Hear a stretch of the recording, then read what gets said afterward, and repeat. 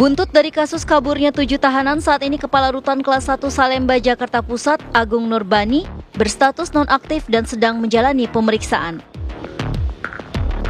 Rutan Salemba pun diperketat penjagaan dan pengawasannya di sekitar area rutan usai 7 tahanan kabur. Penjagaan dan pengawasan ketat ini dilakukan pihak kepolisian dari Polres Metro Jakarta Pusat bekerja sama dengan pihak keamanan Rutan Kelas 1 Salemba, Jakarta Pusat. Siapakah yang terlibat dari kaburnya narapidana di Lapas Salemba? Bukti lemahnya pengawasan dan sistem di lapas. Siapakah yang bertanggung jawab? Apakah ada keterlibatan orang dalam? Dari Jakarta, Leo Chandra, Andri Panca, TV One mengabarkan.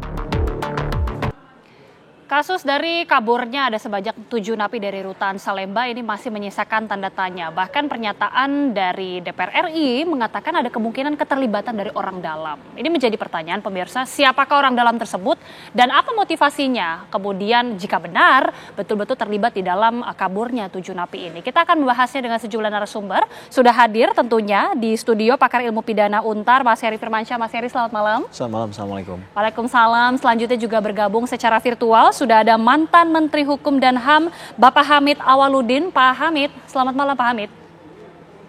Malam. Oke, dan juga Wakil Ketua Komisi 13 DPR RI, Pak Sugiat Santoso. Pak Sugiat, selamat malam, salam sehat. Oke, Pak Sugiat tampaknya suaranya masih belum terdengar Bapak. Oke, sambil kita menunggu ya, saya mungkin awali terlebih dahulu ke Pak Hamid. Pak Hamid, ini kan masih menjadi perhatian, tanda tanya juga ketika ada sebanyak 7 rutan atau 7 napi di Rutan Salemba ini kabur. Ada sejumlah asumsi yang bahkan mengatakan ada keterlibatan orang di dalamnya. Pandangan Anda seperti apa, Pak?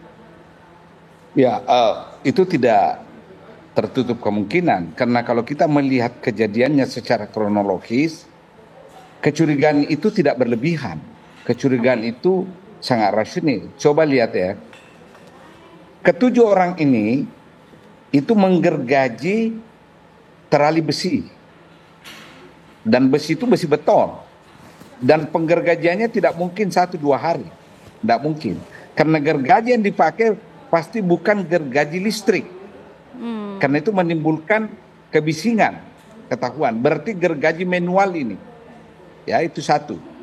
Yang kedua, gorong-gorong yang dipakai keluar itu juga gorong-gorong dengan terali besi. Itu di luar kan, di luar sel.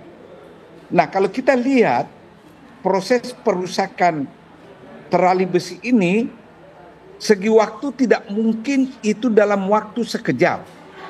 Pasti prosesnya lama. Masa dalam proses lama itu, petugas tidak pernah melakukan inspeksi dan penggeledahan di dalam sel dan menemukan ada gergaji. Tidak mungkin gergaji kecil ini, tidak mungkin. Kayak gergaji memotong obat, tidak mungkin. Pasti gergaji besar, karena ini kan terali besi yang digergaji. Jadi kalaulah Anda mengatakan ada kecurigaan adanya orang dalam yang berkong kali kong, itu sangat-sangat logis asumsi itu. Oke. Pak Hamid, tapi berdasarkan pengalaman Anda, sebenarnya susah tidak sih untuk menjebol di rutan tersebut? Dan sebenarnya penjagaan ini ada berapa lapis? Apakah semuanya dijaga oleh sipir saja? Ya, sekarang ini kan sudah lumayan, sudah ada CCTV. Nah, masalahnya karena CCTV-nya katanya tidak jalan pada saat itu. Itu semua patut diinvestigasi. Sudah berapa lama CCTV itu tidak jalan? Apakah hanya pada hari itu? Kan bisa dilihat rekodnya semua. Sejak kapan CCTV itu tidak jalan? Dan kenapa ketika tidak jalan, tidak ada laporan mengenai tidak jalannya CCTV? Katakanlah misalnya rusak, kan mestinya ada laporan ke atas bahwa CCTV gedung ini rusak dan sebagainya dan seterusnya. Itu ya. Yang kedua, ada pertanyaan, mengapa mereka lari pada saat Pak Karutan itu cuti? Apakah ini kebetulan? Ataukah gimana? Dan mengapa narapidana tadi yang lari itu mengetahui Pak Karutan itu cuti? Kan administrasinya tidak perlu mereka tahu kan? Itu administrasi kepegawaian yang mengurusnya. Oke. Nah, mungkin saja mereka menganggap bahwa dengan karutan cuti maka pengawasan melemah. Mungkin itu cara berpikirnya. Ya. Tapi pasti ada yang melaporkan bahwa Pak Karutan lagi cuti. Semua rentetan kejadian ini jangan pernah kita asumsikan kebetulan. Jangan. Oke. Patut selalu kita berasumsi bahwa ada sesuatu di balik deretan fakta yang ada ini. Baik. Karena sangat tidak logis. Oke, ada beberapa indikasi yang cukup mencurigakan. Saya ke Pak Sugiat sekarang, Ditjen Pemasyarakatan dan juga Komisi 13 kan ini sudah akan membentuk panja untuk memperdalam kasus ini. Ini sudah sejauh mana, Pak Sugiat? Ya, kemarin kita begitu mendengar informasi kaburnya 7 warga binaan di Rutan Salemba, Komisi 13 sudah melakukan sidak yang dipimpin langsung oleh Ketua Komisi Bang Willy Aditya dan diterima langsung oleh Kepala Kantor Kemenkumham DKI, Bang Andika beserta seluruh jajarannya. Pada saat sidak kemarin kita sudah dapat beberapa fakta seperti yang disampaikan oleh Prof. Hamid tadi, bahwa kaburnya 7 warga binaan ini pertama adalah diketahui pukul 7.30 ketika petugas lapas melakukan perhitungan rutin di setiap kamar. Kebetulan yang kabur ini satu blok S kamar 16. Kan? Kita juga sudah menginvestigasi bagaimana proses kaburnya. Jadi juga sudah dijelaskan oleh Prof. Hamid bahwa dari mulai kamar 16 itu trali ventilasinya sudah digergaji 3 batang. Tapi memang kita lihat Prof. Hamid bahwa kondisi trali besinya itu memang sudah sangat korosi, sangat berkarat. Lalu kemudian mereka juga menggergaji trali yang ada di drainase di gorong-gorong dan melakukan kabur ketika dari pukul 3 dini hari sampai pukul 7.30 seperti yang dijelaskan oleh pihak Kemenkumham DKI ketika kemarin kami sidak. Memang ada beberapa, pasti kesimpulannya yang pertama adalah kesimpulan awal ada terjadi kelalaian. Dan siapa yang bertanggung jawab terkait dengan kelalaian ini pastilah pimpinan paling tinggi di rutan tersebut, yaitu Karutan. Kebetulan Karutannya juga sedang cuti. Kami mengapresiasi Pak Agus Andrianto sebagai Menteri Imigrasi dan Lapas, Kementerian baru mengambil tindakan cepat dengan menonaktifkan Karutan yang sedang cuti tersebut dan melakukan proses investigasi internal. Kami tunggu prosesnya bagaimana. Tapi sebagai yang mewakili rakyat dengan fungsi pengawasan, kami juga minggu depan, Mbak, akan rapat pimpinan menindaklanjuti hasil sidak kami, apakah dengan membentuk panja, berkonsultasi dengan pimpinan DPR terkait dengan persoalan ini. Tapi yang paling penting sebelumnya juga perlu kami sampaikan bahwa kita juga sebetulnya sudah berkunjung ke beberapa lapas di Jawa Timur, Jawa Tengah, Jawa Barat. Memang kondisi rutan dan lapas kita secara umum sama ini, Mbak. Over capacity, over crowded, prasarana dan sarana lapasnya sudah sangat mengkhawatirkan. Bahkan ada di daerah Jawa Tengah itu prasarana dan sarana lapasnya sudah tidak sangat mumpuni lagi. Ini mungkin yang akan kami cari solusi secara komprehensif, baik solusi teknis maupun solusi regulasi.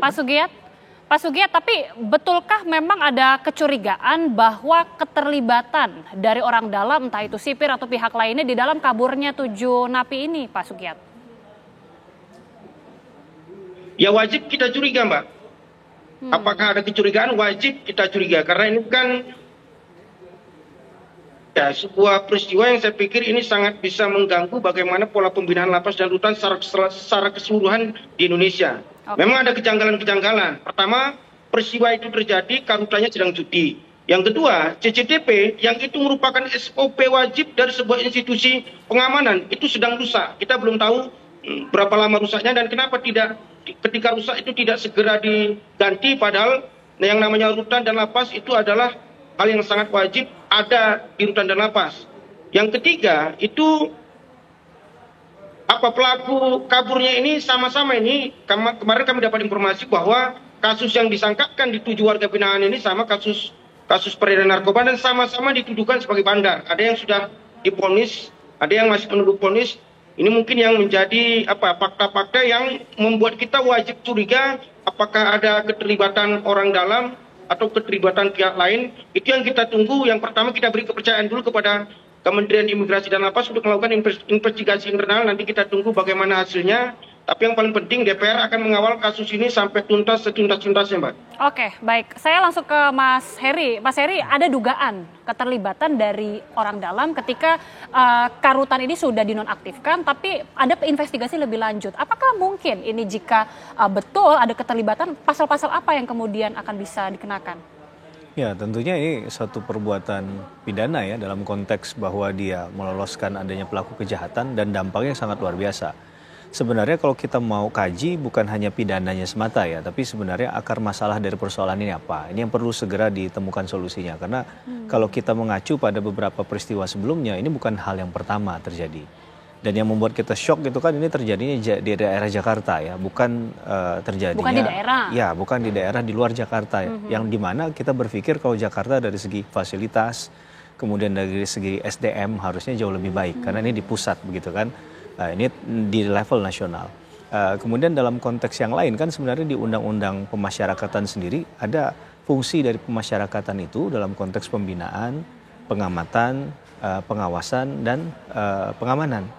Nah, dalam hal ini pengamanannya sejauh apa yang dilakukan? Tadi sudah disinggung dari misalnya Prof. Hamid mengatakan kok bisa misalnya barang semacam itu masuk ke lapas. Berarti kan ada SOP yang mungkin tidak dijalankan dan lain sebagainya. Ini yang akan kita lihat sebagai bentuk kesengajaan atau tidak.